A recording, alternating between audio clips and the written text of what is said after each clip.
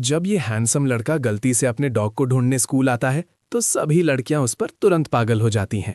वो उसकी क्यूटनेस की तारीफ करने से खुद को रोक नहीं पाती हैं। स्कूल ब्यूटी तुरंत आगे बढ़ती है उसकी इंस्टा आईडी या फोन नंबर पूछने के लिए, जो कुछ भी वो शेयर करना चाहे। लेकिन हमारा लड़का पूरी तरह अनजान है कि इंस्टा आईडी क्या होती है। वो कहता है उसके पास ऐसा कुछ नहीं है। ये पहली बार है जब उसे रिजेक्ट किया गया है और वो गुस्से में आ जाती है। सोचती है कि वो बस भाव खा रहा है। फिर भी हमारे लड़के को बिल्कुल भी परवाह नहीं है। वो बस अपने डॉग को पकड़ता है और जाने की कोशिश करता है। तभी स्कूल का टॉप बुली उसे लड़कियों से घिरा देखता है और गुस्से से भर जाता है। ये अनजान लूजर अचानक इतना अटेंशन क्यों पा रहा है? तो वो एक सॉकर बॉल पकड़ता है और पूरी ताकत से उसे किक करता है। बॉल सीधा हमारे लड़के के चेहरे पर लगती है। वो उसे बिना डॉज किए एक चैंप की तरह झेलता है। अपनी नाक से निकलते खून को नजरअंदाज करते हुए वो सिर्फ एक बात पर गुस्सा है। उस ठग ने लगभग उसके डॉग को चोट पहुंचा दी थी और अब उसे माफी मांगनी पड़ेगी। लेकिन बुली बस जवाब में हंसता है। वो हमारे लड़के को प्राइवेट चैट के लिए इनवाइट करता है जहां लड़कियां देख पाएं। जैसे ही वो कॉर्नर से आगे बढ़ते हैं, बुली डरता हुआ उसकी पीठ पर किक करता है और वहां पुलिस का एक पूरा गैंग इंतजार कर रहा होता है। वो उसे अपनी मुट्ठियों से ठीक से वेलकम करने के लिए रेडी है। लेकिन पहले मेन बुली उसे वार्न करता है कि स्कूल ब्यूटी के पास दोबारा आने की हिम्मत भी ना करे। हमारा लड़का बस उन्हें पूरी तरह इग्नोर करते हुए मुड़ता है और जाने लगता है। कुछ लड़के तुरंत उसका रास्ता रोकने के लिए आगे बढ़ते हैं और उसके डॉग को डराकर एक बड़ी गलती करते हैं। उनमें से एक डॉग को पकड़ने की कोशिश करता है, लेकिन एक ही पंच में बेहोश हो जाता है। बाकी बुलीज शॉक हो जाते हैं कि उसने उस लड़के को एक ही हिट में गिरा दिया। तो वो सबसे डम मूव करते हैं और उस पर एक साथ अटैक करते हैं। जो वो नहीं जानते वो ये है कि हमारे लड़के के पास इमॉर्टैलिटी का हार्ट है और वो उनके लिए बहुत ज्यादा स्ट्रांग और फास्ट है। तो ये कोई सरप्राइज नहीं है कि उसके कुछ ही मूव्स उन्हें उड़ा देने के लिए काफी हैं। टॉप बुली की लगभग पैंट गीली हो जाती है और वो फेंस से कॉर्नर हो जाता है। हमारा लड़का एक डेवास्टेटिंग फिनिशिंग ब्लो देता है, लेकिन लास्ट सेकंड पर रुक जाता है और उसके सिर के ऊपर दीवार को क्रैक कर देता है। सभी बुलीज डर जाते हैं और उसके जैसे मॉन्स्टर से जितनी तेज भाग सकते हैं भाग जाते हैं। तो हमारा लड़का इतना स्ट्रांग क्यों है और वो डॉग से इतना प्यार क्यों करता है? जॉन विक की तरह ये सब कुछ देर पहले शुरू हुआ था। 2 स्ट्रीट थग्स ने उस पर गैंग अप किया, उसे नीचे खींचने की कोशिश में। लेकिन उसने हाई वोल्टेज डिस्ट्रीब्यूशन बोर्ड की तरफ अपना रास्ता बनाया और कुछ गहरे रूट वाले वायर्स को खींचकर निकाल दिया। उन केबल से गुजरता मैसिव करंट हमारे लड़के तक पहुंच गया।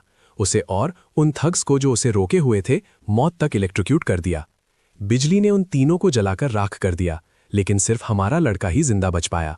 भले ही ब्लास्ट ने उसके पूरे बॉडी का फ्लैश हटा दिया था, फिर भी वो वापस जिंदा हो गया। लड़का लिटरली मौत से वापस आ गया, जबकि उसे रेजरेक्शन बॉय ऐसे ही नहीं कहा जाता था।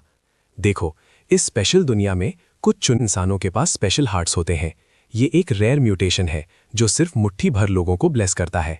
ये म्यूटेटेड हार्ट्स उनके वील्डर्स को एक्स्ट्रॉर्डिनरी एबिलिटीज यूज करने देते हैं जो कॉमन सेंस को पूरी तरह डिफाई करती हैं। नेचुरली जिन लोगों के पास ये एबिलिटीज होती हैं उन्हें हार्ट म्यूटेंट्स कहा जाता है। कुछ के लिए एक म्यूटेटेड हार्ट कुछ ऐसा था जिसे पाने की चाहत थी, गॉड का एक ब्लेसिंग जो सिर्फ कुछ प्रिविलेज लोगों को मिलता था। लेकिन हमारे लड़के के लिए वही ब्लेसिंग एक कर्स बनकर उतरा जब उसे हार्ट ऑफ रेजरेक्शन मिला। हर बार जब वो मरता है उसका हार्ट उसे वापस जिंदा कर देता है और धीरे धीरे उसकी बॉडी रिकवर करना शुरू कर देती है। पूरे 1 डेकेड तक उन्होंने उसे एक लेबोरेटरी में बंद रखा, उसे अकल्पनीय टॉर्चर दिया। उन्होंने उसे लीथल पॉइजन्स खाने के लिए मजबूर किया और सिस्टमैटिकली उसके लिम्स काट दिए। फिर भी कितनी भी अत्याचार क्यों ना हो, लड़के के यूनिक हार्ट ने उसके बॉडी को रेजरेक्ट करने के लिए मजबूर कर दिया। एक फेटफुल दिन वो आखिरकार एस्केप करने में कामयाब हो गया। हालांकि उस 1 डेकेड की रिलेंटलेस एग्नी ने अपना असर दिखाया था। अब वो दुनिया में इंदा कॉर्प्स की तरह भटकता था। अपने अपीयरेंस की वजह से वो एक लोकल डंप साइट पर चला जाता है और अपनी बॉडी को रिप्लेनिश करने के लिए एडिबल फूड ढूंढना शुरू करता है। उसे एक सड़ी हुई ब्रेड का टुकड़ा मिलता है जो अब भी थोड़ा बहुत एडिबल लगता है, तो वो उसे खाना शुरू कर देता है। वो बाहर से टेरिफाइंग लग सकता है, लेकिन अंदर से वो इनक्रेडिबली बेनेवलेंट है। एक भूखे पपी को एक बाइट के लिए भीख मांगते देखकर वो अपना मील शेयर करने का डिसाइड करता है, बजाय उसे पूरा खुद ही रखने के। इस काइंडनेस की वजह से उसके पास जल्द ही 4 लेगेड एडमायरर्स का एक पूरा पैक उसे घेर लेता है। अचानक से उसे एक कमोशन सुनाई देती है। एक सेफ डिस्टेंस से झांकते हुए उसे कुछ थग्स एक हाई स्कूल गर्ल को हरास करते हुए मिलते हैं। वो क्रीप्स क्लियरली गलत इरादे से हैं, उसे कॉर्नर करने की पूरी कोशिश कर रहे हैं। बेचारी लड़की उनसे रीजन करने की कोशिश करती है, रिक्वेस्ट करती है कि वो बस एक अंडर एज स्टूडेंट है। लेकिन ये absolute degenerate disciples of Epstein परवाह नहीं करते। उन्हें बस अपना अगला विक्टिम चाहिए जिस पर वो गून कर सकें। तुम सोच रहे होगे एक स्कूल गर्ल एक डेजर्टेड साइट पर क्या कर रही है? पता चलता है कि वो डॉग फूड कैरी कर रही है। वो क्लू हमारे लड़के के लिए काफ़ी है ये रियलाइज़ करने के लिए कि वो यहाँ बस स्ट्रेज को खाना खिलाने आई है। इससे पहले कि चीज़ें डार्कर टर्न ले, हमारा लड़का आखिरकार इंटरवीन करने का डिसाइड करता है। अपना हिडियस फेस एक हैंकरचीफ के नीचे छुपाते हुए वो गूंस को वार्न करता है कि लेडी को अकेला छोड़ दे। हालांकि ये प्रिटी ऑब्वियस है कि ये थग्स किसी गटर रैट की तरह रहने वाले होबो से डरने वाले नहीं हैं। वो तो हमारे लड़के के अराउंड अपनी आर्म्स रैप करने तक चले जाते हैं, मजाक उड़ाते हुए उससे कोजी होते हैं। लेकिन ये एक ह्यूज मिस्टेक है। वो कुछ ऐसा विटनेस करने वाले हैं जो वो अपनी वाइल्डेस्ट इमेजिनेशंस में भी एक्सपेक्ट नहीं कर सकते थे। एक लिटरल बॉल्ड ज़ॉम्बी जिसके पास मुश्किल से कोई फ्लैश है, सीधा उनकी सोल्स में घूर रहा है। उनमें से एक डर के मारे जोर से चिल्ला उठता है। उसका चेहरा सच में पसीने से भीग गया। हमारा लड़का एक फाइटिंग स्टांस में आता है, अपनी बोनी आर्म स्विंग करता है और क्रीप्स को कहीं और जाने की धमकी देता है। कमजोर घुटनों के साथ गूनर्स ठोकर खाते हैं जब वो अपनी जान बचाने के लिए भागते हैं, डैमजिल इन डिस्ट्रेस को पीछे छोड़कर। लेकिन इस बिना मांस वाले आदमी को देखकर उसे और भी परेशानी महसूस होती है। उसकी डर तब और बढ़ जाती है जब ये डरावनी हड्डियों का ढांचा उसकी तरफ लपकता है, लेकिन बस उसके पास से निकल जाता है। असल में लड़का सिर्फ उस डॉग फूड के पीछे है जो उसने जमीन पर गिराया था। वो उसे ऐसे खाने लगता है जैसे उसका जीना उसी पर निर्भर करता हो। और सच कहूं तो ऐसा ही है। लड़का सिर्फ खाना नहीं खा रहा है, वो उसे सचमुच अंदर खींच रहा है। फिर भी वो अपनी तमीज़ नहीं भूलता। वो अनजान लड़की को डराने के लिए माफ़ी मांगता है और नर्मता से पूछता है कि क्या वो किबल रख सकता है। इस हड्डियों के ढांचा को सचमुच बोलते सुनकर लड़की गोली की तरह वहां से भाग जाती है। उसका दिमाग इस फ्रैंकेनस्टाइन टाइप एफयू पर रेड अलर्ट्स चमका रहा होता है। खैर, हमारा लड़का इतनी ही उम्मीद करता है और ये सच में उसके हक में जाता है। अब उसे बाकी खाना खत्म करने के लिए किसी की परमिशन की जरूरत नहीं है।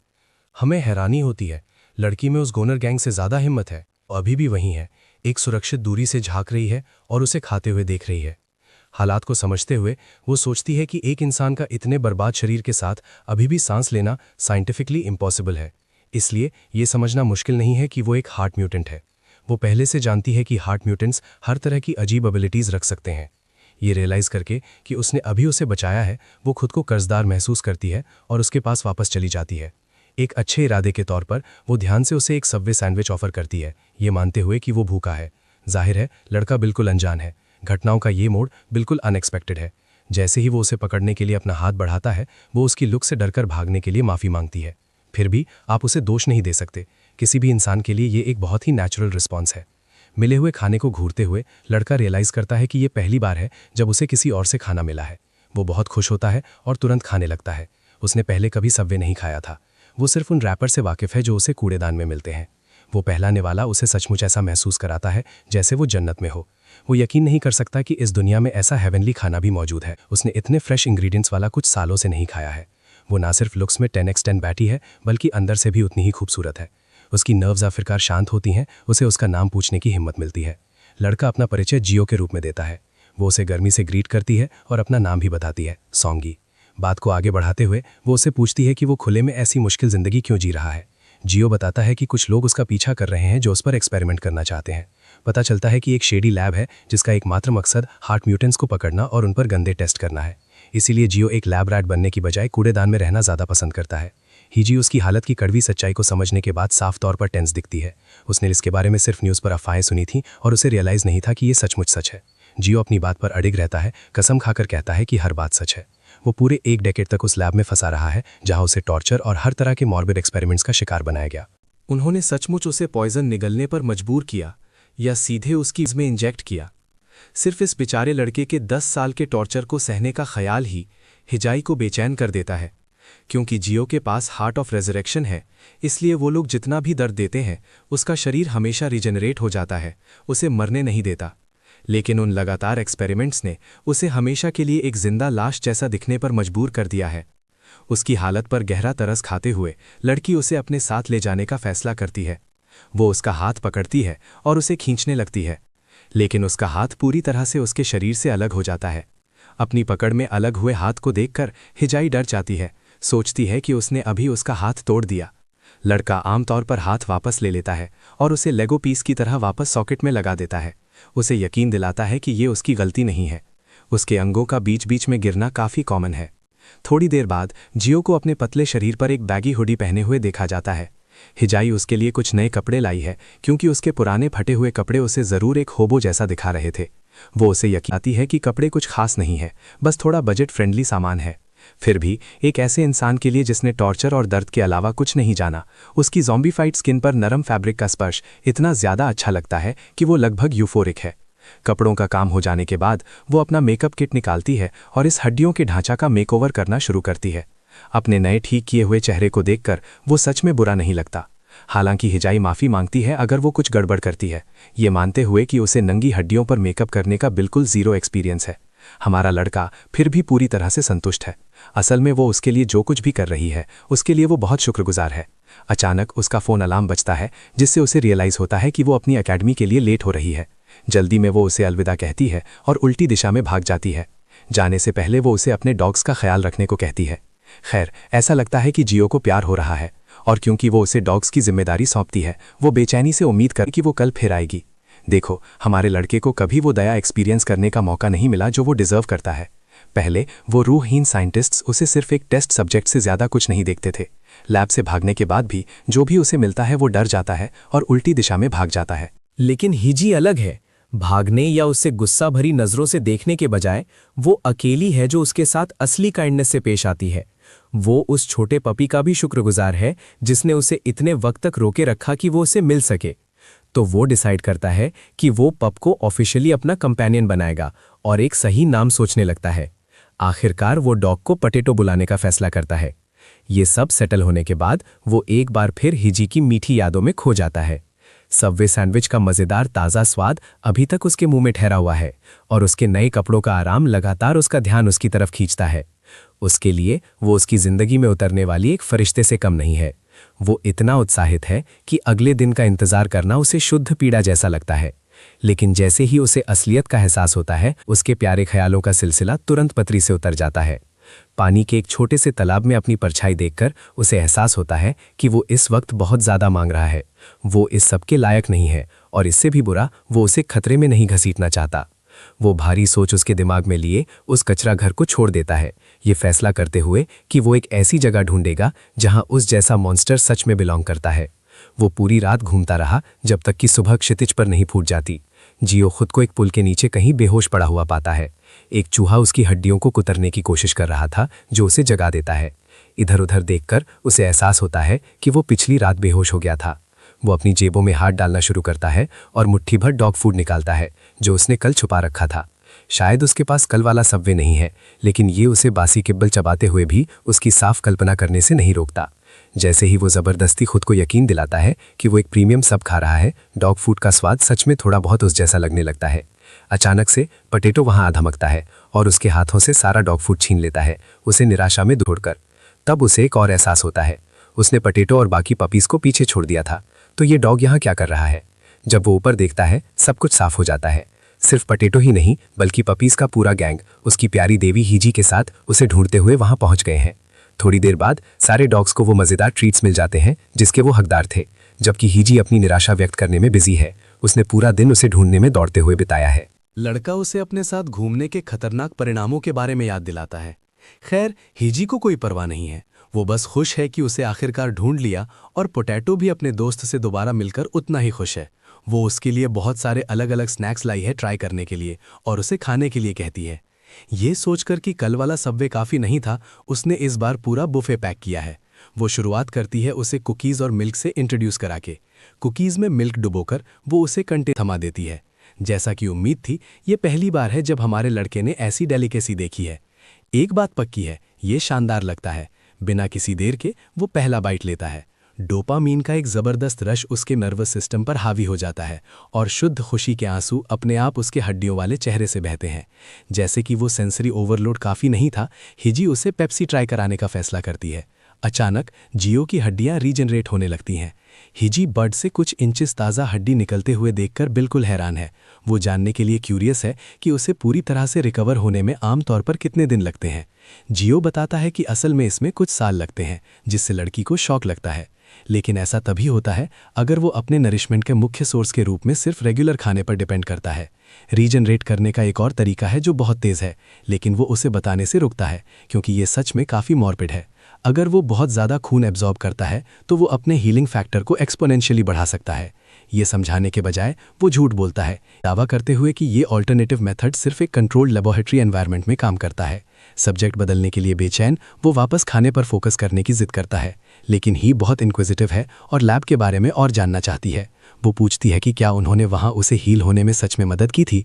खैर, उन्होंने उसे हील तो किया था, लेकिन सिर्फ इसलिए क्योंकि उन्हें उसे अपने ट्विस्टेड एक्सपेरिमेंट्स के लिए जिंदा चाहिए था।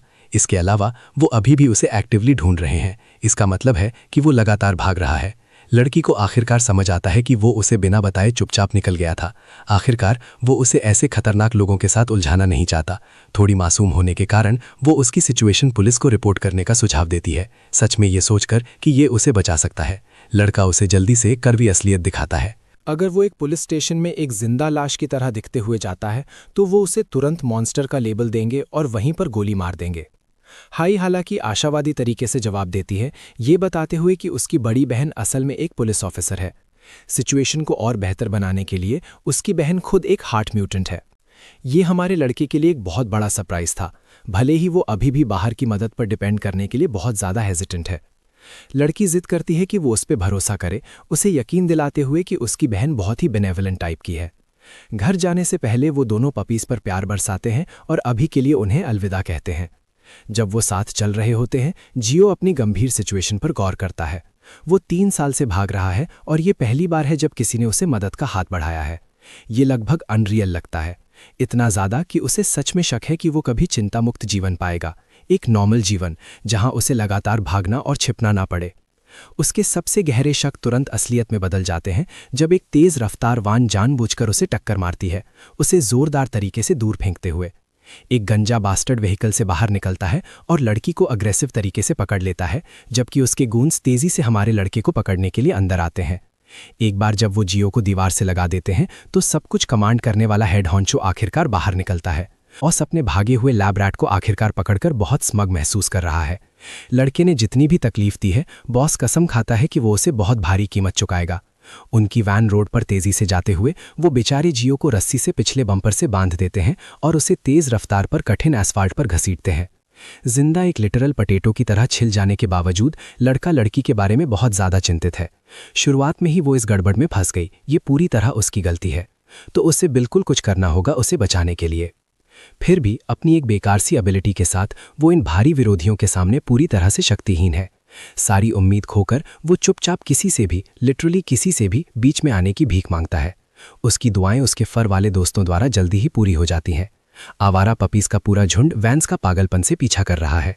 पटेटो और बाकी सब रस्सी को चबाने लगते हैं, हमारे लड़के को गिरते हुए, और आखिरकार जिद्दी रस्सी को तोड़ने में कामयाब हो जाते हैं। वैन जोर से रुकती है और सारे थग सिचुएशन को कंट्रोल करने के लिए बाहर निकल आते हैं। छोटे डॉग्स को अपने आसपास देखकर गूंज को जरा भी खतरा महसूस नहीं होता। अपने हथियार निकालकर वो बेरहमी से बेचारे पपीज को इधर उधर मारना शुरू कर देते हैं और एक भयानक खूनी हाल छोड़ जाते हैं। अपने छोटे दोस्तों को अपनी खातिर लड़ते और मरते देखकर जियो में उनकी मदद करने की एक तेज बेचैनी जग जाती है, लेकिन अपने पूरी तरह से टूटे और हारे हुए शरीर के साथ वो मुश्किल से ही रेंग सकता है। इस दौरान पोटैटो एक आदमी पर झपटता है और इतना बुरा काटता है कि थक का खून निकलने लगता है। खून को जमीन पर गिरते देखकर जियो को एहसास होता है कि वो इसका फायदा उठा सकता है। अगर वो उस खून को एब्जॉर्ब कर ले जो थग ने अभी गिराया है तो कम से कम वो रीजनरेट कर सकता है। बदकिस्मती से लगता है उसका वक्त खत्म हो रहा है। पोटैटो को भयानक तरीके से मारा जाता है और वो पूरी तरह से होश खो देता है। अपने सबसे अच्छे दोस्त के बेजान शरीर को जमीन पर बाकी झुंड के साथ पड़ा देखकर जियो के अंदर कुछ बदलने लगता है। वो उन मुश्किल 10 सालों को याद करता है जो उसने उस लैब में बिताए थे। हर तरह से टॉर्चर होता, और ये सिर्फ एक बार की घटना नहीं थी, ये उसकी रोज की रूटीन थी। जब वो आखिरकार उस जिंदा नरक से भागा तो उसे बाहर की दुनिया में भी कोई सुकून नहीं मिला।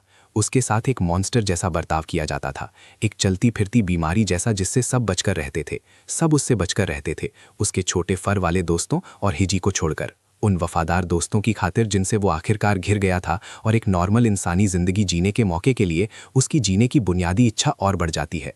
गिरा हुआ खून उसकी पक्की इच्छा पर रिएक्ट करने लगता है, उसके टूटे हुए शरीर की तरफ चुंबकीय रूप से खींचा चला आता है। खून का एक वोटेक्स उसके चारों तरफ घूमते हुए वो लड़का जो कभी सिर्फ हड्डियों का एक बेचारा ढेर था, पूरी तरह से अपने असली इंसानी रूप में रीजनरेट हो जाता है। वो आखिरकार फिर से एक नॉर्मल इंसान जैसा दिखता है, बिल्कुल वैसा ही जैसा वो बचपन में दिखता था। उसका शरीर अपने पीक पुराने रूप में रीजनरेट हो चुका है, लेकिन किस कीमत पर? उसके छोटे दोस्तों का भयानक नुकसान। उन जानिरों को तकलीफ देने वाले थग्स को मत भूलो, जो अभी वहीं पूरी तरह से हैरान खड़े हैं इस खूनी चमत्कार को देखने के बाद। उनमें से एक शौक से बाहर आता है और हमारे लड़के पर एक तेज वार करता है, लेकिन नया जन्म लिया हुआ ये एब्सोल्यूट चैट जरा भी नहीं हिलता। वो लिटरली उस हरामी को मारकर दूर फेंक देता है, उसकी तरफ देखे बिना भी। वो सिर्फ पंच नहीं मारता, बल्कि वार के पीछे की शक्ति इतनी भयानक है कि खून हवा में उड़ जाता है और जोर से वैन के साइड से टकरा जाता है। जियो एक पल लेता है अपने मरे हुए दोस्त का शोक मनाने के लिए। वो पोटैटो को अपनी गरम गले लगाता है, चुपचाप उनकी मौत का बदला लेने का वादा करता है। बाकी बचे हुए हरामियों की तरफ अपनी जानलेवा नज़र घुमाते हुए वो इन गूंज से पूछता है कि उन्होंने लड़की को कहाँ ले गए थे, वरना उसके पास लिटरली इंसान को पता सबसे दर्दनाक टॉर्चर टेक्निक्स का फर्स्ट हैंड एक्सपीरियंस है। सीन एक छोड़े हुए वेयरहाउस में कट होता है, जहां पहले वाली कार्स ने अपनी लेटेस्ट हॉस्टेज को रखा था। वो उसके सर से बैग निकालता है और एक एक्सप्लेनेशन मांगता है, लेकिन उसे कुछ समझने से पहले ही वो डर से दर्जन भर थग्स को घूरती है। अचानक अंदर बैठ जाता है और वो सोचने लगती है कि वो कहाँ है।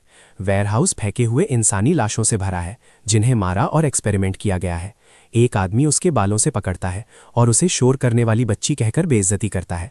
वो सोचता है कि क्या वो इतनी शोर मचाने वाली है क्योंकि उसके पास कई जिंदगियां हैं खोने के लिए, लेकिन अच्छी बात यह है कि वो सिर्फ स्केलेटन डूड की परवाह करता है।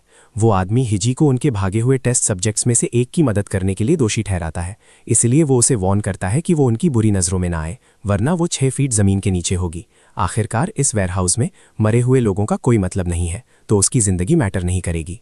अचानक बॉस को अपने एक आदमी से कॉल आता है और वो अपने टेस्ट सब्जेक्ट की सिचुएशन जानने की डिमांड करता है। ब्रो को पूरी कहानी पता चलती है कि कैसे डॉग्स ने अपनी जिंदगियां कुर्बान कर दी सिर्फ उस अधमरे स्केलेटन को बचाने के लिए, और कैसे वही स्केलेटन पूरे शरीर में रीजनरेट हो गया। बॉस को कुछ समझ नहीं आता कि ये लोग क्या कह रहे हैं और वो डॉग के बारे में इन्फॉर्मेशन मांगने की कोशिश करता है। इस दौरान हिजी धीरे धीरे उस स्पॉन्सेस के पीछे के मीनिंग को समझने की कोशिश कर रही है। फैसला साफ हो जाता है जब बॉस को स्केलेटन के भागने की खबर मिलती है। वो अपने स्मूथ ब्रेन्ड अंडरलिंग्स पर चिल्लाने लगता है, उनकी अकेली जॉब को खराब करने के लिए। ब्रो गुस्से में फ़ोन पटक देता है, उनका दिमाग उड़ा देने की धमकी देता है अगर वो उनके कीमती टेस्ट सब्जेक्ट को सही सलामत वापस नहीं लाते। अपना गुस्सा लड़की पर निकालते हुए वो हिजी से एक जवाब मांगता है, उसे बोलने पर मजबूर करते हुए। इस बंदे का गुस्सा गॉर्डन रैमजे को टक्कर दे रहा है जब वो कुछ कच्चा देखता है। जबकि वो बकबक कर रहा है, उसे जरा भी नहीं पता कि ये आदमी क्या बोल रहा है। बॉस सोचता है कि वो जानबूझकर अनजान बन रही है और अपनी नाइफ निकालने का फैसला करता है, उसे चाकू मारने की धमकी देता है अगर वो नहीं बोलती। डरी हुई स्कूल गर्ल कांपती है इस बात को समझने पर कि उसने अपनी ही जिंदगी को खतरे में डालकर एक बड़ी गलती की है। वो रोती है ये सोचकर कि उसके लिए अब यही अंत है। जैसे ही वो पंख उसे मारने वाला होता है, उसका एक गून वेयरहाउस में उड़ता हुआ आता है, सबका ध्यान खींचता हुआ। एक आदमी पर ध्यान और बढ़ जाता है, कोई हथियार नहीं, सिर्फ नंगे हाथ। बॉस को समझ नहीं आता कि ये लड़का कौन है, जबकि हमारा ईमो प्रोटैगनिस्ट अपनी क्लीशे ईमो पोज दे रहा है, शायद उस बालों के साथ कुछ देख नहीं पा रहा है। एक गुंडा उससे भिड़ने की कोशिश करता है, बच्चे को भिखारी बोलकर, पर जियो अपने ड्रिप पर वो पागल रिस्पेक्ट बर्दाश्त नहीं कर सकता और उस बेवकूफ़ को गले से पकड़ लेता है। सिर्फ अपनी नंगी पकड़ से ब्रो उस आदमी का गला कुचल सकता है। फिलहाल वो खून की प्यास में है। डरावनी तरीके से उन्हें याद दिलाता है कि इन्हीं डैश की वजह से पटेटो और बाकी कुत्ते मरे थे। बाकी बेवकूफ़ जुजुत्सु काइजन स्टाइल में हमारे लड़के पर हमला करने का फैसला करते हैं। पहले वाले ने उस पर एक सही वार करने में कामयाब हो जाता है, पर उससे बिल्कुल भी नुकसान नहीं होता। जियो एक ज़बरदस्त काउंटर करता है, एक ही वार में उस लड़के का चेहरा बिगाड़ देता है। एक और आदमी पीछे से उस पर हमला करता है, उसका कॉलर पकड़ते हुए अपने साथी को जियो के चेहरे पर कोहनी मारने की इजाज़त देता है। हालांकि ये वार बहुत ब्रूटल है, पर इस आदमी की बर्फीली नज़र ही ये बताने के लिए काफ़ी है कि कंट्रोल किसके हाथ में है। म्यूटेंट उस आदमी को पलट देता है, अपनी भयानक ताकत दिखाते हुए, जबकि बाकी सब हैरानी से देखते रह जाते हैं। जियो इन कीड़ों से बात करता है, ये जानते हुए कि उन सबको हर्मीज रिसर्च फैसिलिटी ने हायर किया था। ये नाम हिजी को हैरान कर देता है और उसे तुरंत एहसास होता है कि ये बच्चा असल में वही क्लमजी कंकाल है। बॉस का डैश चेहरा उसे दोबारा बालों से पकड़ने का फैसला करता है, अपनी ही रियलाइजेशन से हैरान होकर। वो उसे इतने वक्त तक ट्रैक नहीं कर पाए थे क्योंकि उसकी रीजनरेशन में फ़र्क था, पर अब जब उनकी उसकी आइडेंटिटी पर पकड़ मजबूत हो गई है, जियो को लिटरली डैश गोली मार दी जाती है। ब्रो ने अपना अमेरिकन स्टाइल ग्लॉक नोजुत्सु निकाला अमर बच्चे को मारने के लिए, बॉस अपने हर आदमी को इशारा करता है अपनी अमेरिकन स्पिरिट्स में डूबने के लिए। और उस स्पिरिट के साथ जो लोग देख रहे हैं उन्हें भी लाइक बटन दबाना चाहिए। गोलियां हर दिशा से चलती हैं, जियो के शरीर को बिगाड़ती भी, जैसे नर्क की आग बरस रही हो। उनका मकसद उसे इतना गोली मारना है कि उसकी रीजेनरेशन काफी ना हो और वो बेकाबू हो जाए। भरी रेन फायर रुकती नहीं है। असल में जियो को हर छेदने वाले जख्म से सिर्फ अत्यधिक तकलीफ होती है। वो अपनी ही मांसपेशियों को फटते हुए महसूस कर सकता है, हड्डियों को टूटकर बिखरता हुआ, फेफड़े फटते हुए, जिससे सांस लेने में मुश्किल हो रही है। उसे इस तरह टॉर्चर और मौल होते देखकर हिजी रोने लगती है जब वो इन बेरहम आदमियों से रुकने की भीख मांगती है। हमारा लड़का जमीन पर गिर जाता है, पिछली गोलियों से पूरी तरह हार चुका, हर दिशा से खून बहते हुए। उसके शरीर के कुछ हिस्से तो गायब ही हो चुके हैं, कितनी बार उसे गोली लगी थी उसकी वजह से। पर इतना खून बहने के बाद भी जियो अपनी एक एबिलिटी का इस्तेमाल करने का फैसला करता है, लाशों के खून को मैनिपुलेट करने और उन्हें अंदर खींचने के लिए। उसका म्यूटेंट दिल एक्टिवेशन की तरफ बढ़ता है और बॉस के गुंडों ने भी ये पहले ही नोटिस कर लिया है। जियो का ब्लड मैनिपुलेशन उसे रिवर्स कर्स टेक्निक देता है अपने शरीर को ठीक करने के लिए। अगर आप जानते हैं तो आप जानते हैं, ब्रो के पास इन्फिनिटी हीलिंग है, इसीलिए बॉस अपने बेवकूफ़ों को दोबारा गोली चलाने का ऑर्डर देता है उससे ज्यादा ताकतवर होने से पहले। जियो को कई बार एक के बाद एक क्रिटिकल हेडशॉट लगते हैं। बिल्कुल वैसा ही दर्दनाक एहसास होता है जैसा उसे हमेशा होता है। हर बार जब वो टुकड़ों में फट जाता है उसका शरीर बार बार जाता है। दर्द का एक लूप, पर उसकी अपनी हैरानी के लिए हर बार दर्द कम लगता है। ये कुछ भी नहीं है उन 10 सालों के विनाश और यातना के सामने जो उसने लैब के हाथों झेला था। उसे जिंदा जलाया भी गया था, हाइड्रोलिक प्रेस से कुचला भी गया था। जियो ने हर तरह के दर्दनाक एक्सपेरिमेंट झेले थे जो हो सकते थे। वो एक्सपेरिमेंट्स उसे इन्फिनिटली ज्यादा दर्द देते थे, इसीलिए वो एक हड्डी तोड़ने वाले राइट हुक से वार करता है, अपने पंच से पहले वाले आदमी का चेहरा उड़ा देता है। गोलियां अब उसे इतना असर नहीं करती हैं क्योंकि वो उनका आदी हो चुका है। इससे पहले कि बाकी बेवकूफ रिएक्ट कर पाते, जियो उनके सामने आ चुका है, उन्हें ऐसे डॉग वॉक कर रहा है जैसे माकी ने जिनान क्लैन को खत्म किया था। एक लड़के को बैरल में टकराने के बाद वो एक और को और फिर 3 और को एक ही बार में गिरा देता है, पूरी रफ्तार से दौड़ते हुए। जब भी उसे पोटैटो का मासूम छोटा चेहरा याद आता है, वो जॉन विक बन जाता है और अपने रास्ते में सबको मार देता है। वो कुत्ते उसके लिए सिर्फ बच्चे थे और वो उसे बचाते हुए मरे। बॉस अब अपनी जान के लिए डरा हुआ लड़की को गोली मारने की धमकी देता है अगर जियो और करीब आता है, पर हमारा लड़का सीधा स्पीड ब्लिट्सिंग करते हुए उसके मुंह पर एक भारी पंच मारता है। ये वार भयानक है और लीडर को एक कंटेनर में पल्वराइज कर देता है, उसे नीचे गिरा देता है। वहीं बॉस अभी भी जिंदा है, पर ज्यादा देर तक नहीं, क्योंकि वो अपनी जिंदगी के किनारे पर रहम की भीख मांगने लगता है। गेम खत्म हो गया है क्योंकि जियो इन ने जिस तरह उसके कुत्ते को छीन लिया उसे माफ नहीं करेगा। वो उस आदमी का चेहरा जमीन पर मारता है, उसके चेहरे को और ज्यादा वार से कुचलते हुए। ये एक लिटरल ब्लड बाथ बन जाता है। हमारा लड़का दर्जनों पंचेस बरसाता है जब तक वो आदमी एक सूझे हुए पल्प में न बदल जाए। अपना गुस्सा शांत होने पर जियो रुक जाता है। उसकी मुट्ठी खून से टपकती है क्योंकि वेयरहाउस में हर एक आदमी को गिरा दिया गया है। लड़ाई खत्म हो चुकी है, इसलिए वो हीडी के पास जाता है जो इस डर से कांप रही है कि वो उसे भी चोट पहुंचाएगा। एक फरिश्ता वो पूछती है कि इतना जख्मी होने के बाद क्या वो ठीक है, पर वो बस उसकी बाहों में पिघल जाता है। उसकी जिंदा होने के सुकून पर रो रहा है। बेचारे लड़के ने बहुत मुश्किल वक्त देखा है और उसे बहुत ज़्यादा गिल्ट है कि कुत्तों ने उसके लिए अपनी जान दे दी।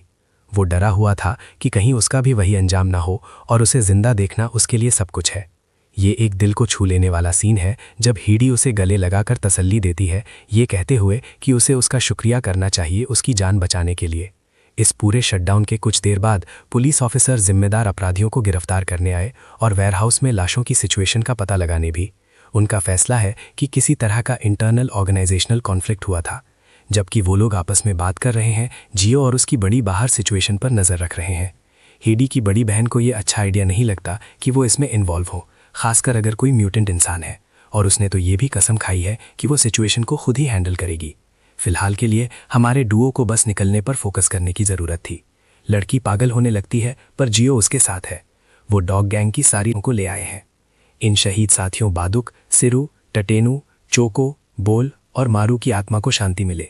स्कूल की लड़की खुद को दोष देती है, ये मानते हुए कि उसके शामिल होने की वजह से उन्हें चोट लगी। वो उनकी मदद नहीं कर पाई और ना ही उनका ख्याल रख पाई। उसने बस उन्हें खाना दिया था। उसका ये छोटा सा योगदान इन कुत्तों को सब कुछ लगा होगा और उन्होंने उन्हें बचाने के लिए अपनी पूरी जिंदगी दांव पर लगा दी। लेकिन जियो अपनी उंगली काटते हुए आता है, हिजी को दोष लेने से रोकता है। ये कहते हुए कि जो खून उसने उनसे निकाला था वही उनकी मौत का कारण बना। वो हैरानी से उसकी तरफ देखती है कि वो क्या करने वाला है, जिस पर जियो समझाता है कि उसका काम खून एब्जॉर्ब करके ठीक करना है। तो अगर उसका खून इतना खास है तो वो कुत्तों के साथ उसे बांटने की कोशिश करना चाहता है ताकि उन्हें भी वापस ला सके। उंगली का जख्म ठीक होने लगता है और उसका सारा खून वापस एब्जॉर्ब हो जाता है। हमारे लड़के को कुत्तों की मदद करने का मौका नहीं मिलता। वो अपनी उंगली दोबारा काटने की कोशिश करता है। इस बार उसे इतनी जोर से चबाता है कि और खून निकलने लगता है। कीजी उसे खुद को ऐसे तकलीफ देते हुए देख नहीं पाती और उस नासमझ को रुकने के लिए कहती है, क्योंकि इससे कुत्तों को और बुरा लगेगा। बदकिस्मती से वो बेचारा लड़का बहुत परेशान है। वो इस बात से टूट चुका है कि कुत्ते उससे नफरत करेंगे। असल में कीजी इसके उल्टा बताती है। वो तो उसे सच में बहुत प्यार करते थे। वही कुत्ते आम इंसानों पर भरोसा नहीं करते थे, लेकिन उन्हें उस अजीब से टेस्ट सब्जेक्ट से खास लगाव था। बिल्कुल, हमारा लड़का ये नहीं जानता था। कीजी समझाती है कि इनमें से हर कुत्ते पर पहले अत्याचार हुआ था, इसीलिए इंसानों पर उनका भरोसा टूट गया था। ये हमारे लिए दुखी होने की एक और वजह है। क्यों कोई प्याज काट रहा है? जो को बिल्कुल नहीं पता था कि उन पर अत्याचार हुआ था और उसने उनके साथ ऐसा बर्ताव किया जैसे वो हमेशा नर्म थे। लेकिन कीजी उसे सिखाती है कि खुद को चोट पहुंचाने से वो छोटे वाले को और दुखी कर देगा। वो तो गर्व महसूस करती है कि उन्हें उस पर इतना भरोसा था, ये साबित करते हुए कि वो उसकी हालत से वाकिफ थे। एक दुखी जियो आखिरकार अपनी किस्मत मान लेता है। तभी अचानक एक प्यारा सा छोटा सा कुत्ते का बच्चा उन दोनों के पास आता है। ये असल में पोटैटो का बच्चा है और ओ भाई, ये दुनिया की सबसे प्यारी फरबॉल है।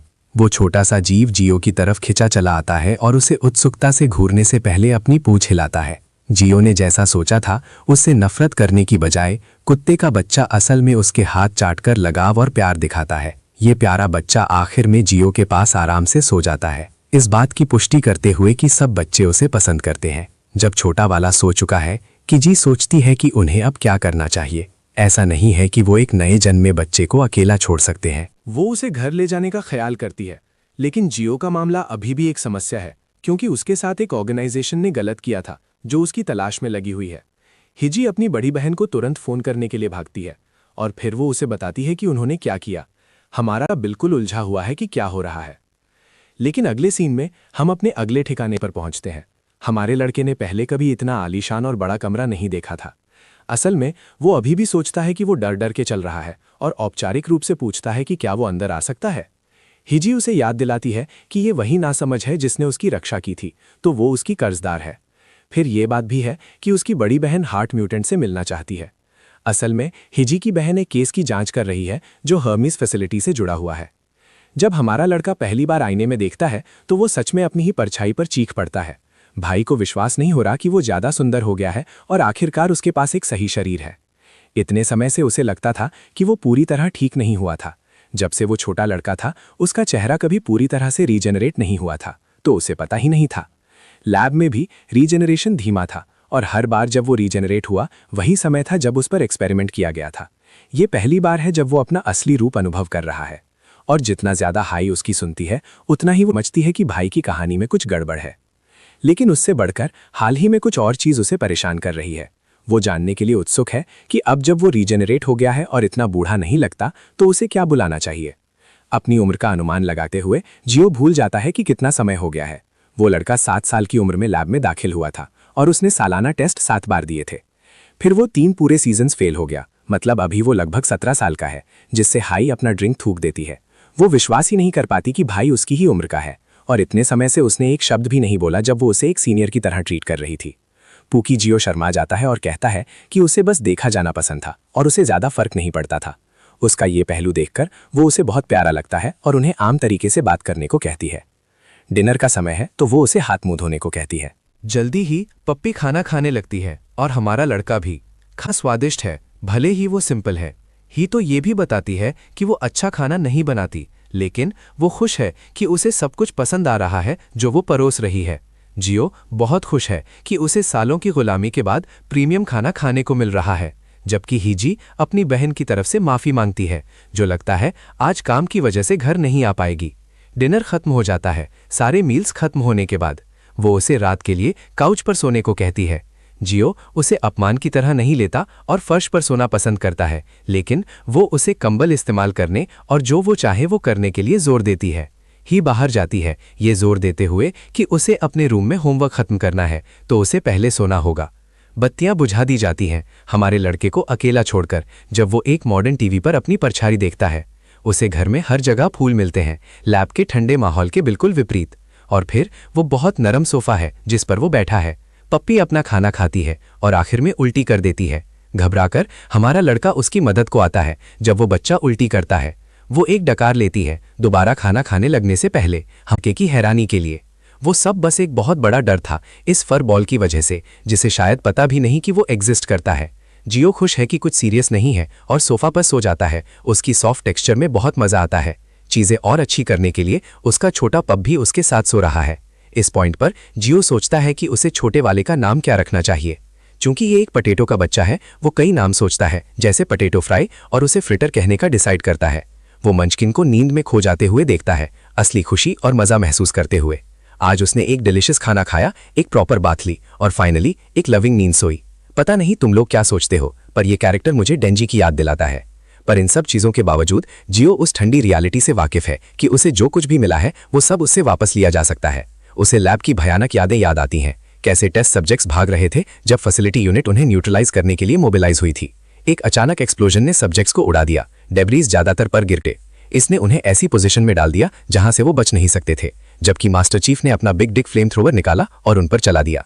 यूनिट के सरप्राइज के लिए एक लड़की ने अपनी आइस पावर्स मैनिफेस्ट की सबको बचाने के लिए। जियो को अपने सेंसेस रिक्लेम करने को कहा। उस पल एक बच्चा जिसे हाशियामारामा सेंजू के सेल्स इंजेक्ट किए गए थे, उसने वुड स्टाइल जूत्सु एक्टिवेट किया और हमारे लड़के को आज़ाद किया। लड़की ने जियो को उसका हाथ पकड़ने को कहा और उसे एग्जिट की तरफ ले गई। उसने गाइडेड महसूस किया और फाइनली उस डेंजरस लैब से बच निकला। वो सब कुछ भी नहीं था क्योंकि एंड में वो अलग हो गए, और जबकि वो कंफर्ट महसूस कर रहा है उसके फ्रेंड्स खतरे में है। यही वजह है जियो अपने पास्ट की रिपीट नहीं चाहता। वो इस पीस को टॉर्मेंटेड या थ्रेटेंड नहीं होने देगा। जो कोई भी उसके रास्ते में आएगा उसे उसका अंत मिलेगा, चाहे वो कोई भी हो। अगली सुबह हमारा लड़का अपनी जान बचाने के लिए भागता हुआ मिलता है स्टूपिड ओल्ड फ्रिटर को बचाने, जो अचानक पता नहीं कहाँ गायब हो। जियो वो सब एजी बातें कर रहा था, पर जैसे ही उसका पपी गायब हुआ वो क्राई बेबी बन गया। चलो कुछ पल पीछे चलते हैं। हाई स्कूल चली जाती है और चाहती है कि वो घर का ख्याल रखे जब तक बिग सिस नहीं आती। वो उसे विदा करती है जबकि वो सोचता रह जाता है कि स्कूल लाइफ कैसी होती है। फ्रिटर एंग्शियस है और किसी वजह से दरवाज़ा खुरच रहा है। दोनों कन्फ्यूज्ड हैं कि उसे चोट लगी है या बस बोर्ड है। यहीं पर हमारे लड़के ने पप को वॉक पर ले जाने का एक्सीलेंट आइडिया सोचा, पर हिजी को लगा कि उसके लिए ये रिस्की था। ब्रो अपने न्यू फेस के साथ चिल कर रहा था और उसे कुछ भी डर नहीं था, जबकि लड़की को उसके रीजनिंग से ठीक लगा। उसने उसे लीश लेने को कहा अगर वो पप को बाहर ले जा रहा है, और इजी एक्सेस के लिए हाउस पासवर्ड भी शेयर किया। कुछ देर बाद ब्रो अपनी जान बचाने के लिए स्ट्रगल कर रहा था, पपी को लीश से टेम करने की कोशिश करते हुए। वो naughty little French fry constrain महसूस कर रहा था और उसे उतारना चाहता था। वो सच में पिस्ट था, जिससे जियो ने सोचा कि क्या उसने उसे ज्यादा टाइटली रैप कर दिया था। ब्रो को ट्रॉमेटिक यादें आ रही थी उस वक्त की जब उसे पर्सनली इलेक्ट्रिक चेयर से कंस्ट्रेन किया गया था। शॉक्ड और बर्न टू नो एंड, पर यह सबसे सेफेस्ट पाथ है ये इंश्योर करने का कि वो टाइनी फ्रेंच फ्राई बाहर जाकर दूसरे लोगों की लेग्स अटैक ना करे। जबकि ये आदमी अपने एक्शंस के साथ टर्म्स पर आने की कोशिश कर रहा है, ब्रो को अचानक रियलाइज होता है कि फ्रिटर पहले ही जा चुका है। रियलिटी टूट जाती है क्योंकि वो इंटेलिजेंट लिटिल पप पहले ही आजाद होकर भाग गया। और ये हमें करंट मोमेंट में ले आता है, जहां ये आदमी अपनी जान बचाने के लिए भाग रहा है, हर ऑरिफिस से आंसू निकलते हुए।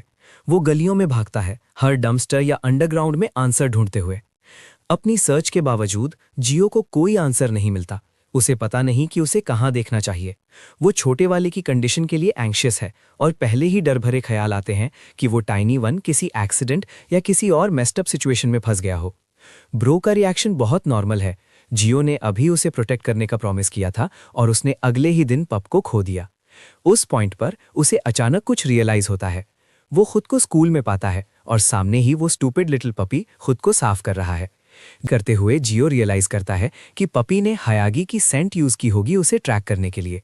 पर जबकि ये दोनों एक मोमेंट एंजॉय कर रहे हैं, पीटी टीचर बच्चे को इंटेंस स्पीड से भागते हुए नोटिस करता है। जियो को परवाह नहीं है और वो स्कूल ग्राउंड्स में घुस जाता है, वही जगह जहां एक फुटबॉल मैच खेला जा रहा है। वो एक पेड़ के पीछे छिप जाता है, एंटरटेनिंग स्कूल लाइफ पर रिफ्लेक्ट करते हुए।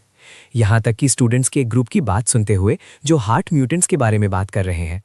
न्यूज़ में पहले ही है कि फैसिलिटी एक स्पेसिफिक म्यूटेंट की रिकवरी के लिए एक वूपिंग $1 बिलियन देने को तैयार है।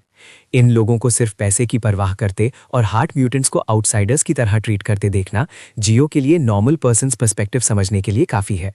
वो रियलाइज करता है कि इन लोगों के आसपास होने से वो डेंजर में है और फ्रिटर को ढूंढता है, उसे पीछे लोकेट करता है।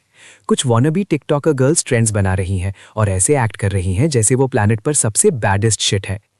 अचानक रियल बैड शिट, जिसे हाफ ईट फ्रेंच फ्राई भी कहा जाता है, क्लब में आता है और अटेंशन चुरा लेता है। वो उस पर फिदा हो रही हैं और पपी को फ्लेक्स करने के लिए पिक्चर्स ले रही हैं, जब अचानक हमारे लड़के की ग्लूमी फिगर फ्रेम में आती है, उन्हें बुरी तरह डरा देती है। लड़कियां उसे क्रीपी सोचती हैं, उसे परवर्ट कहती हैं, जबकि जियो को पता नहीं क्या करना है। वो एक फ्लस्टर्ड फेस के साथ अपोलोजाइज करता है, लड़कियों का अफेक्शन जीतते हुए। वो अज्यूम करती हैं कि वो अपने कपड़ों से कोई फ्रेशमैन हो सकता है या एक ट्रांसफर स्टूडेंट भी, पर वो रिकॉर्डिंग इंटरप्ट करने के लिए अपोलोजाइज करता है। हिलेरियसली लड़कियां उन्हें ज्वाइन करने का ऑफर भी करती हैं, पर वो रिजेक्ट करता है। उनमें से बैडी उसकी इंस्टाग्राम पूछती है। ये पहली बार है मिनजोंग ने किसी डूड पर एडवांस किया है, तो ये शॉकिंग है। इसी लड़की के 1 लाख फॉलोअर्स हैं, तो वो एक बोनाफाइड इन्फ्लुएंसर है। मिनजोंग तो असल में इस लड़के को एंगेजमेंट बेट की तरह यूज करना चाहती है, क्योंकि वो क्यूट है और उसे लगता है कि वो इतनी हाई एंड माइटी है कि कोई उसे कभी मना नहीं करेगा। लेकिन जियो उसे मना कर देता है, रही होती हैं। और मैं तुम्हें बता रहा हूं, ये लड़की फटने वाली है। ब्रो बस अपना डॉग लेता है, उसकी बातों को इग्नोर करता है और सिर्फ फ्रिटर की सेफ्टी की परवाह करता है। उसी वक्त एक रेड हेड पंक आता है, पूछते हुए कि ये नया लड़का कहाँ से आया है। टियो को मिनजोंग पसंद है और उसके बड़ी सब सोचते हैं कि ये शाय बच्चा जानबूझकर अपने पपी को यूज कर रहा है उससे बात करने के लिए। वो गुस्सा हो जाता है, ये एक्सेप्ट नहीं कर पाता कि कोई उसके मील पर नजर डाल रहा है। तो टियो बॉल पकड़ता है और उसे फुल स्पीड से स्लैम करने का डिसाइड करता है उसे सबक सिखाने के लिए। बॉल कांटेक्ट करती है और सीधा हमारे लड़के की तरफ जूम करती है, जिसे पता भी नहीं होता कि वो कहाँ से आई। जियो कैजुअली उसे देखता है बिना हिले, तो बॉल लिटरली उसके फेस पर फुल रिकॉइल के साथ स्मैश होती है, वापस ऊपर शूट करते हुए। लड़कियां उसे चेक करने के लिए देखती हैं, रियलाइज करते हुए कि जियो को हर जगह खून निकल रहा है। इनोसेंट और क्यूट एक्ट करते हुए टियो प्रिटेंड करता है कि ये सब बस एक एक्सीडेंट था, जबकि मिंगजोंग उसे डांटती है उसे लगभग टकराने के लिए। जो बात हमारे लड़के को सच में गुस्सा दिलाती है वो ये नहीं कि उसे फेस पर स्लैम किया गया, बल्कि ये कि उसे यहाँ लगभग हर्ट हो गया था। वही पपी अभी लवाइथन को डिवावर करने वाला लग रहा है। टियो हंसता है, वो बिग माउथ हमारे लड़के को बिलिटल करने की कोशिश करता है, पर सडनली रियलाइज करता है कि उसकी क्रश देख रही है। तो वो सिचुएशन को डिप्लोमैटिकली हैंडल करता है, प्रिटेंशियसली ऐसे एक्ट करता है जैसे उसे जियो की कंडीशन की परवाह है। हमारा लड़का बस इस लड़के को एक वार्निंग के साथ छोड़ देता है, क्योंकि उसने एक पेट की सेफ्टी को थ्रेटन किया था। लेकिन क्योंकि टियो ने अपॉलॉजी दी, वो सब कुछ ठीक है और चला जाता है। टियो इस सिचुएशन को ऐसे ही रिजॉल्व होने देता जैसे ये हुई थी, लेकिन इस लड़के को किसी वजह से बहुत अकड़ है। इधर हमारा लड़का बस खुश है कि उसने इस प्रोसेस में अपना प्यारा पप नहीं खोया। और आज के एडवेंचर की वजह से उसे ये भी देखने को मिला कि स्कूल कैसा दिखता है। उसकी इसके बारे में सिर्फ ये इंप्रेशन है कि एनवायरनमेंट फन लगता है, और वो सोचता है कि क्या वो भी एनरोल कर सकता है और यहाँ फ्रेंड्स बना सकता है। उस पॉइंट पर टीयू आता है, जियो की स्पेस में घुसता है और ऐसे एक्ट करता है जैसे वो एक और अपॉलॉजी के लिए आया है। उसकी भरपाई करने के लिए पंक हमारे लड़के को ट्रीट करने का ऑफर करता है, जो जियो के लिए एक स्ट्रेंज ऑफर है, जो कई स्वीट सॉल्यूशंस के बारे में सोचता है। ब्रो इतना नईव और एक्साइटेड है कि वो एक्चुअली ऑफर पर अग्री हो जाता है, जबकि टेयू पप को कुछ खाना खरीदने के लिए भी अग्री करता है। लेकिन जैसे ही वो कॉर्नर में मुड़ते हैं, ये पंख जियो को ऐसे बैकफुट करता है जैसे एक पंख। अब उसके पास बच्चा वहां है जहां वो उसे चाहता है, अपने सभी गूंज के साथ, जो सब उसे डेंस होने के लिए मजाक उड़ाते हैं। यहाँ उनमें से 1 डजन है और उनका प्लान है कि बच्चे को कुछ रियल फिस्ट्स का फीस्ट करवाया जाए। टेयू अपने बुली फ्रेंड्स के साथ हंसता है जब वो जियो को वीकलिंग कहते हैं, उसे इतना नाइव और स्टूपिड होने के लिए मॉक करते हैं। फिर वो डायरेक्टली जियो की तरफ मुड़ता है, पूछते हुए कि वो क्यों क्लूलेस एक्ट कर रहा है और प्रिटेंड कर रहा है कि उसे पता नहीं क्या हो रहा है। हमारा हीरो जेन्युइनली कंफ्यूज्ड है और पूछता है कि टेयू क्या बात कर रहा है। वो इंसिस्ट करता है कि उसने कहीं भी एक्ट नहीं किया या कोई शो नहीं किया, क्योंकि लड़के को जेन्युइनली पता नहीं उसने क्या गलत किया। तभी टेयू फाइनली पॉइंट पर आता है। वो डिमांड करता है जानने कि हमारा हीरो उसकी क्रश मिनजोंग को क्यों हिट कर रहा है। उसकी आवाज़ लाउडर हो जाती है और वो करीब आता है, उसे थ्रेटन करते हुए कहते हुए, जो ऐसे लड़का लगता है जो सिर्फ एक स्मैक के बाद रोएगा और क्रॉल करके भाग जाएगा। वो स्नियर करता है और पूछता है कि ये सडन फेक ब्रवाडो कहाँ से आ रहा था, क्योंकि अब उसके पास कुछ कहने को नहीं है। फिर थ्रेट्स आते रहते हैं, जैसे जियो सुनता है कि टेयू उसे कैसे मैसअप करने वाला है। वो कसम खाता है, लेकिन जियो एक चिल गाय का एपिटमी है, जैसे वो बस खड़ा रहता है। इधर बाकी बुलीज वॉनबी गैंगस्टर्स की तरह एक्ट करते हैं, सीन को सर्कल करते हैं और पूरे एक्सचेंज पर हंसते हैं। वो टेयू को कहते हैं कि नए लड़के पर इतना सीरियसली ना ले क्योंकि वो इतना स्क्रॉनी है कि एक सॉलिड किक उसे हॉस्पिटल पहुंचा सकती है। वो हमारे हीरो के डॉग को भी मौकरी में घसीटते हैं, मजाक करते हुए कि स्कूल में डॉग लाना लड़कियों को इम्प्रेस करने का कोई आउटडेटेड ट्रिक होगा। उसे स्ट्रेंज और क्रिंज एज हेल कहते हैं। फिर भी इसमें से कुछ भी टेयू को शांत नहीं करता, उल्टा ये उसका गुस्सा बढ़ा देता है। वो हमारे हीरो को बिरेट करता रहता है, उस पर एक्यूजेशन के बाद एक्यूजेशन डालता रहता है। जियो धीरे धीरे रियलाइज करते हुए कि वो कितना फूलिश रहा है, डिसबिलीफ में अपनी फोरहेड पर थप्पड़ मारता है। उसने एक्चुअली सोचा था कि टेओ ने उसे हैंग आउट करने के लिए बुलाया था। उसने एक छोटे और नाइव मोमेंट के लिए बिलीव किया था कि इन्विटेशन जेन्युइन था। इसके बजाय ये बस एक पॉइंटलेस फाइट के लिए सेटअप है। फिर भी हमारा हीरो टाइगू और उसके हॉट हेडेड मेटल टाउन ब्रवाडो से बेहतर जानता है। वो बेड पर आने से रिफ्यूज करता है। अपनी कंपोजर मेंटेन करने की कोशिश करते हुए वो टेऊ को कहता है कि अगर उसकी प्रेजेंस उसे इतना अनकंफर्टेबल कर रही है तो वो चला जाएगा। वो इस तरह के कॉन्फ्रंटेशन के लिए रेडी नहीं है और वो टाइगू जो भी ट्विस्टेड वर्जन का माचो फाइट स्टेज करने की कोशिश कर रहा है उसमें प्ले अलोंग करने से रिफ्यूज करता है। जैसे ही जियो जाने वाला होता है, एक बुली उसके सामने आ जाता है और उसका रास्ता ब्लॉक करता है। स्नियर करते हुए कहता है कि उसमें एक्चुअली हिम्मत है जाने की, जैसे कुछ हुआ ही ना हो। इस बार हाउएवर जियो की आवाज़ फर्म है। वो लड़के को रास्ते से हटने को कहता है क्योंकि वो उसके प्रेशियस पपी फ्रिटर को डरा रहा है। छोटा फ्रिटर भी गुस्सा दिख रहा है।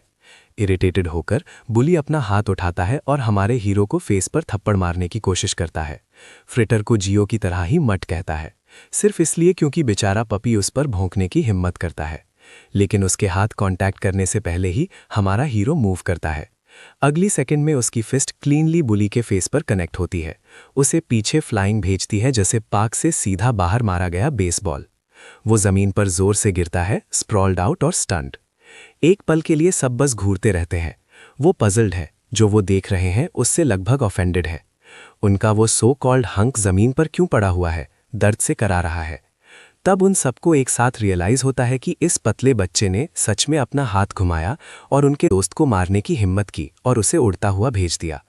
गुस्से में वो जियो पर हमला करते हैं, पर जो वो समझ नहीं पाते वो ये है कि जियो ब्लड थर्स्टी नहीं है, पर वो कभी भी खुद को डिफेंड करना नहीं छोड़ेगा। उसके अंदर कुछ भयंकर सा जाग उठता है और कुछ ही सेकंड्स में वो हैरानी वाली स्पीड से मूव कर रहा होता है। वो एक के बाद एक पंच मारता है और लिटरली गली में आदमियों की बारिश हो रही होती है। और इस सब के बीच फ्रिटर हमारे हीरो की बाहों में सुरक्षित रहता है, प्रोटेक्टेड और हैरानी से शांत। आखिर में हमारा हीरो टेयू के सामने खड़ा होता है। जैसे ही वो उसके चेहरे पर वार करने वाला होता है, वो आखिरी सेकंड में अपना पंच रीडायरेक्ट करता है और उसके बगल वाली दीवार में मारता है। इम्पैक्ट से दीवार जोर से क्रैक हो जाती है।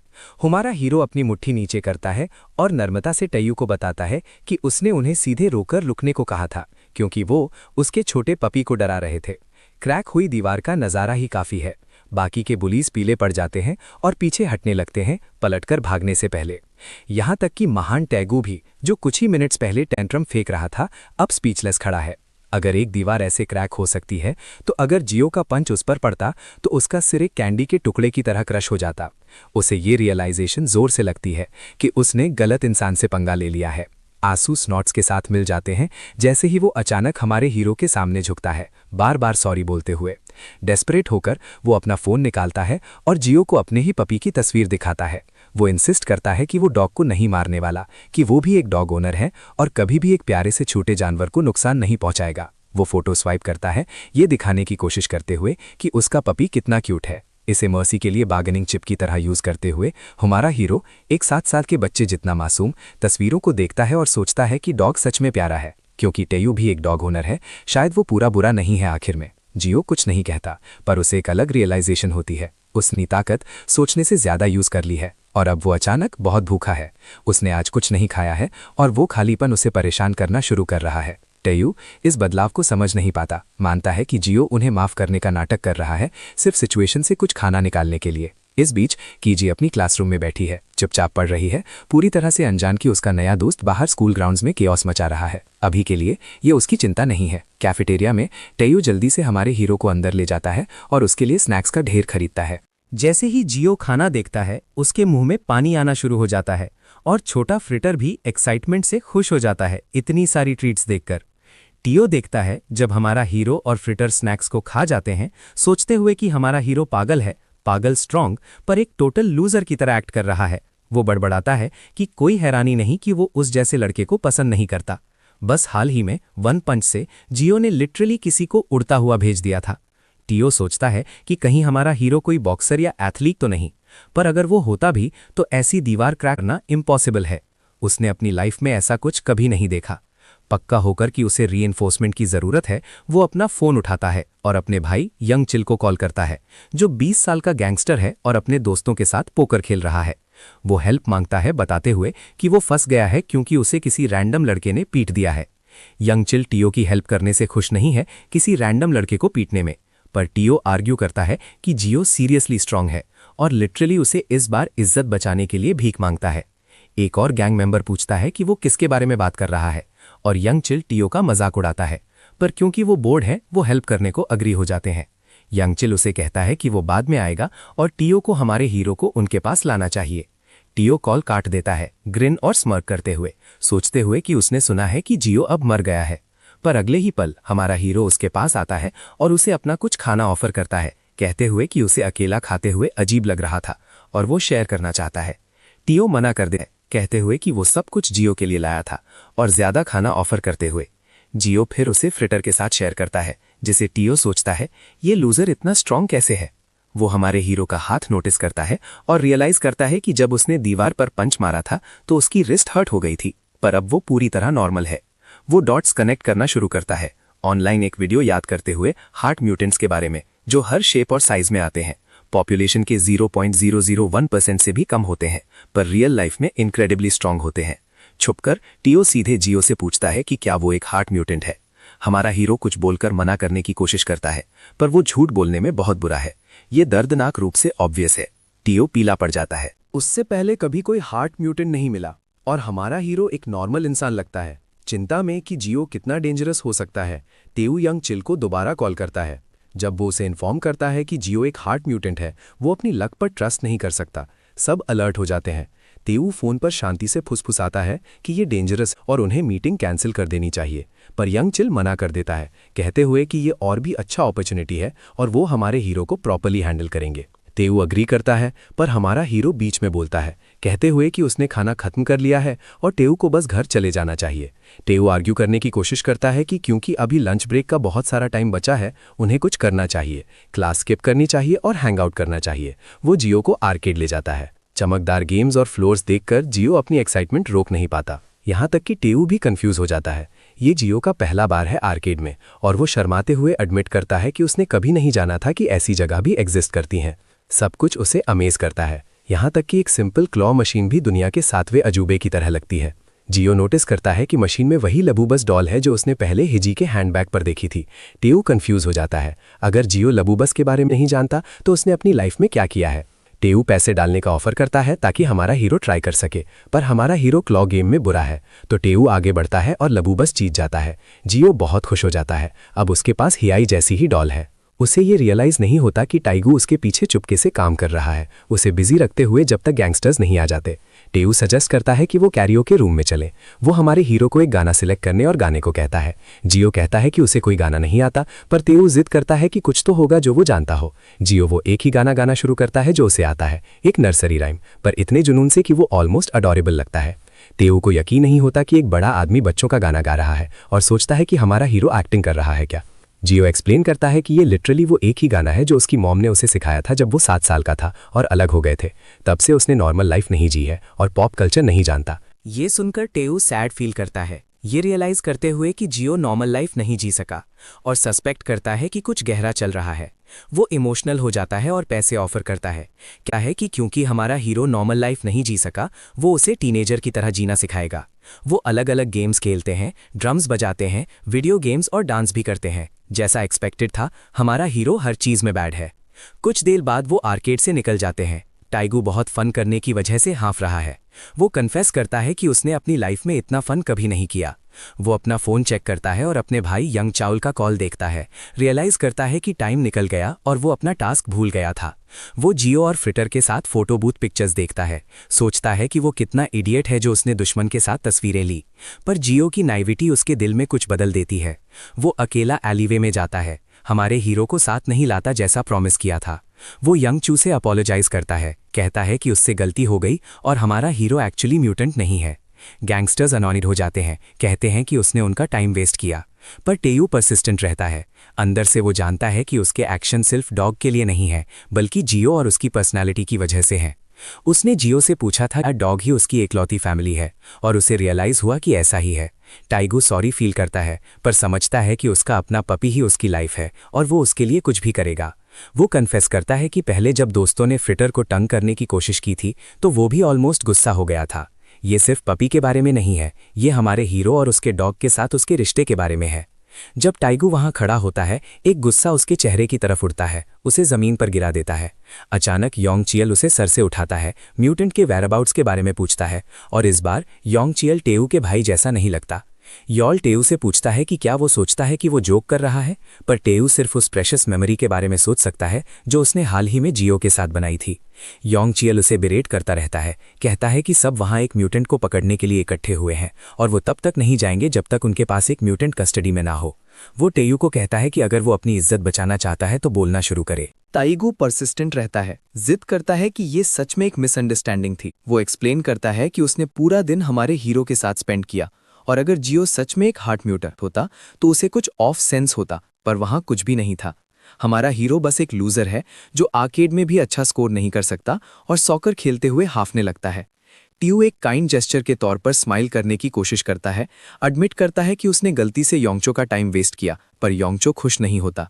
योंगचिल फिर टाइगू को हक करता है, अपोलोजाइज करता है और पूछता है कि क्या वो अपसेट है कि उसने उस पर चिल्लाया और उसे मारा। इससे पहले कि टाइगू रिप्लाई कर पाए, यंग पॉइंट आउट करता है कि उसके चेहरे पर साफ लिखा है कि वो झूठ बोल रहा है और डिमांड करता है कि वो क्यों लास्ट मिनट पर अपनी स्टोरी बदल दी।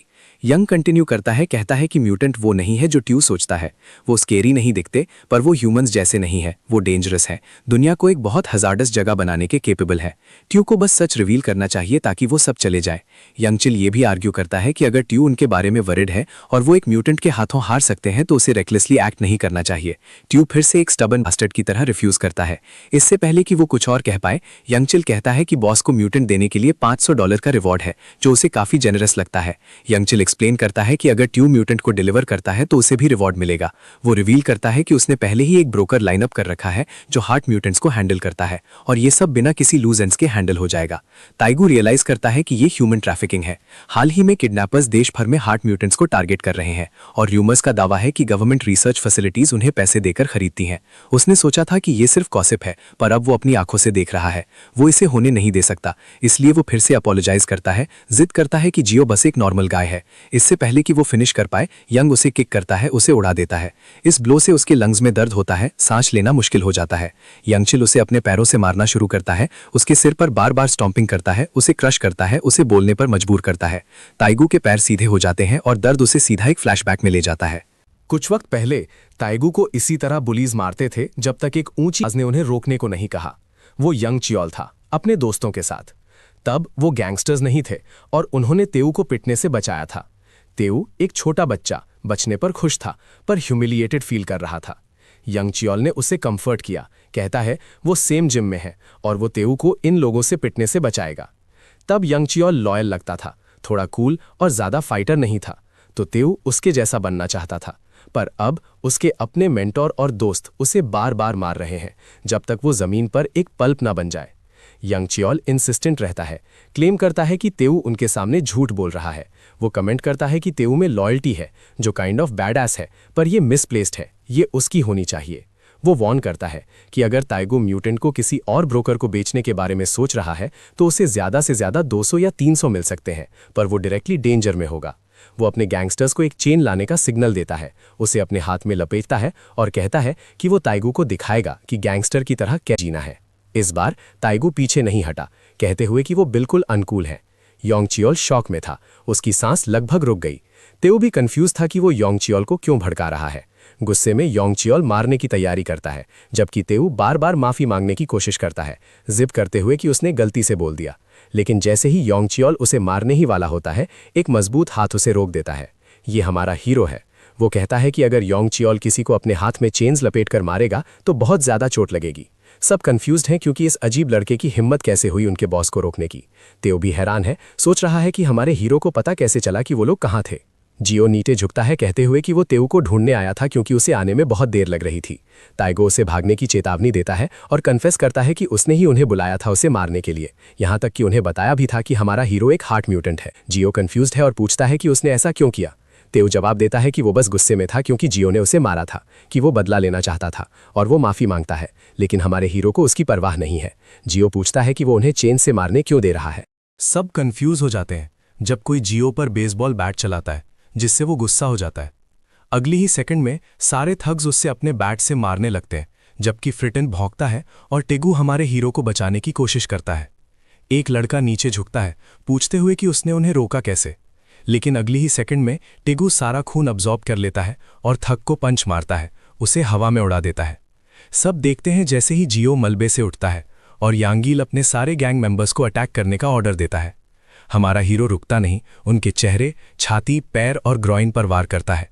कुछ मार खाकर भी 10,000 गुना ज्यादा ताकत से वापस पंच करता है। सब कंफ्यूज्ड हैं, सोच रहे हैं कि उसके लड़ने के तरीके से वो इंसान कैसे हो सकता है।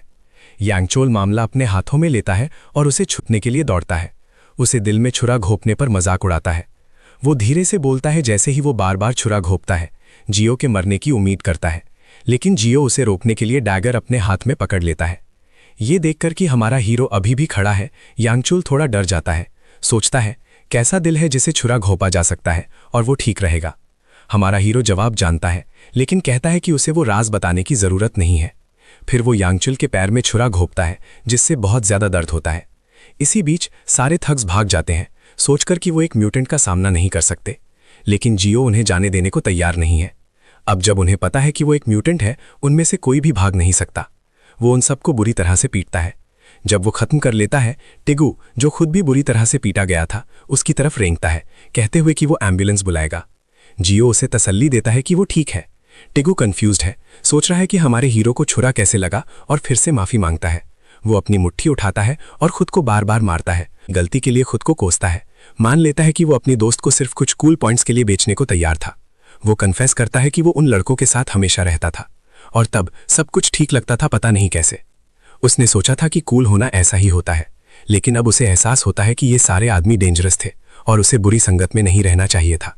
अचानक जियो टेगू को नाक से खून पोंछने के लिए एक कपड़ा देता है। वो असल में एक पपी पीप पैड है, लेकिन तेओ को परवाह नहीं है और वो उसे फिर भी इस्तेमाल करता है। वो बड़बड़ाते हुए कहता है कि उस जैसा कोई दोस्त कहलाने के लायक भी नहीं है। हमारा हीरो बस मुस्कुराता है, कहते हुए कि वो खुश है कि तेओ खुद को दोस्त समझता है और उसके लिए इतना ही काफी है। ये सुनकर जियो एक बार फिर तेओ के दिल को छूता है और तेओ बदले में उसे गले लगा लेता है। तेओ को साफ दिखता है कि हमारा हीरो ही असल में सबसे कूल लड़का है।